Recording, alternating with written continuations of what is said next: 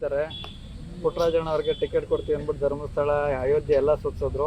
ಅವ್ರ ನೋವು ಹೇಳ್ಕೊಳಕ್ ಆಗ್ತಿಲ್ಲ ಹೊರಗಡೆ. ಇವತ್ತಿಗೂ ಅವ್ರಿಗೆ ನೋವಿದೆ, ನನಗಿಂತ ಹೆಚ್ಚು ನೋವನ್ನ ಅವ್ರು ಅನುಭವಿಸ್ತಿದ್ದಾರೆ ಅಂತ. ಈಗ ಬಹುತೇಕ ದೇವೇಗೌಡರಂತ ಮಹಾನ್ ನಾಯಕರು ಕೊಟ್ಟಿರುವಂತ ಭಿಕ್ಷೆಯಿಂದ, ರಾಜಕೀಯವಾದಂಥ ಭಿಕ್ಷೆ ಏನಿದೆ ಅದರಿಂದ ಚಲುವರಾಯಸ್ವಾಮಿ ಅವರು, ನಾವು, ರಮೇಶ್ ಬಡ್ಡಿಸಿದ್ದೇಗೌಡರಂಥವ್ರು ನಾಯಕರಾಗಿದ್ದೀವಿ ಜಿಲ್ಲೆ ಒಳಗೆ. ಅದನ್ನ ಚಲುವರಾಯಸ್ವಾಮಿ ಅವರು ಅರ್ಥ ಮಾಡ್ಕೋಬೇಕು. ಇವತ್ತು ನಾನೇನು ದೇವ್ರಿಗೆ ಹೋಗುವಂಥದ್ದೇನು ಅಷ್ಟೇನಲ್ಲ. ಅಮೇರಿಕಾದ ನನ್ನ ಸ್ನೇಹಿತರು ದಂಪತಿಗಳ ಸಮೇತ ಬಂದಿದ್ರು.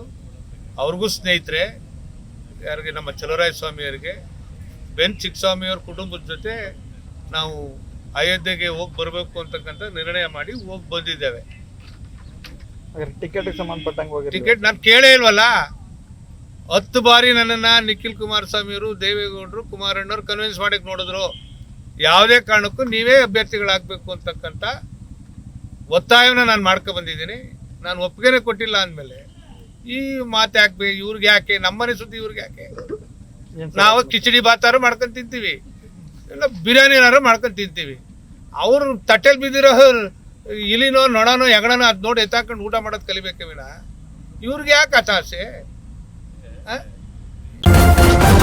ನ್ಯೂಸ್ ಫಸ್ಟ್, ನಿರ್ಭೀತಿಯಿಂದ ನಿಮ್ಮ ಪರವಾಗಿ.